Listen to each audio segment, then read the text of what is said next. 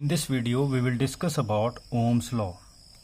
That is, potential drop across the conductor is directly proportional to the amount of current flowing through it if the physical condition remains same. It means that if suppose you have a wire and in this wire suppose I current is flowing through in this direction, then at any two sections of this wire, the potential difference, a drop in the potential, that is V, depends upon the how much current is flowing through this wire. As we know that the current means the flow of charge. So as the charge is moving, the charge losing its energy per unit charge. As it is losing the energy means it is losing the potential.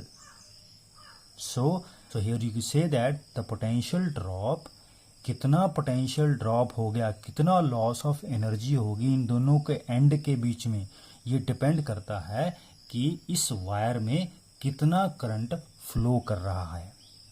And if the physical conditions remains same.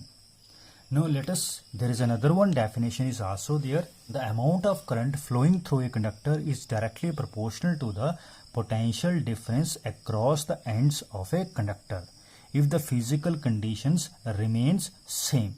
It means that the amount of current, suppose this is a wire and it carrying a current I.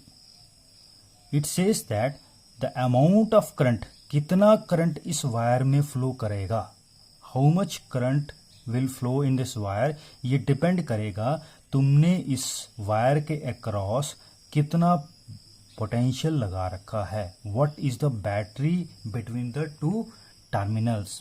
और if you have this wire and the current is flowing through this wire, let I be the current flowing through this wire, then it states that कि इस wire में कितना current है ये depend करता है इन दोनों पॉइंट्स के बीच में पोटेंशियल डिफरेंस कितना है. अगर इन दोनों के बीच में पोटेंशियल डिफरेंस ज़्यादा है तो करंट भी ज़्यादा होगा. अगर इन दोनों के बीच में पोटेंशियल डिफरेंस कम है तो करंट भी कम होगा. So from these two definition we understood that कि अगर एक वायर में करंट I फ्लो कर रहा है, अगर मैं दो सेक्शन इस वायर में चूज करता हूं तो इन दोनों के बीच में जो पोटेंशियल डिफरेंस होगा वो डिपेंड करेगा कि कितना करंट फ्लो कर रहा है या करंट कितना फ्लो कर रहा है, ये डिपेंड करेगा कि दोनों के बीच में पोटेंशियल डिफरेंस कितना है. So both are the same thing. So from this you can say that the V कितना पोटेंशियल ड्रॉप हुआ, that is directly proportional to the amount of current flows.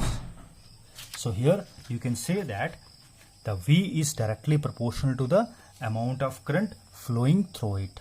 If you remove this proportionally constant, I'm having a constant. This constant is known as a R and known as resistance. The resistance we will discuss it afterwards. Let us first discuss more about Ohm's law. Now how to verify this Ohm's law? The Ohm's law can be verified. Suppose I have taken, this is your conductor. This is your conductor and this conductor is attached with a battery V having a potential V, or it is a variable battery. I attached with it through key K. Now to measure the potential difference across the conductor, I attached a voltmeter in parallel combination. So voltmeter is attached in a parallel combination and the ammeter to measure the current is attached in a series combination. Ammeter is attached in a series combination. It is measured to potential, it is measured to current. Now by varying the values of this potential, different readings of potential and current, and from these different reading I have drawn this graph between V and I. So from this graph, from these readings data, when we put this data on this graph, it is found that the graph is coming out to be straight line. So this means that the slope is of this graph is single. It has a single slope. So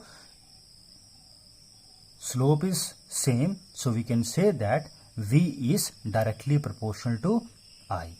As we know that the graph, the straight line graph is equal to y is equal to mx. So m is a slope. So if m single slope, so it means that y is I is proportional to slope into V. So from this one, slope is equal to I by V. So if you want to find out the resistance is nothing but it is 1 divided by slope. So if you have a given two graphs,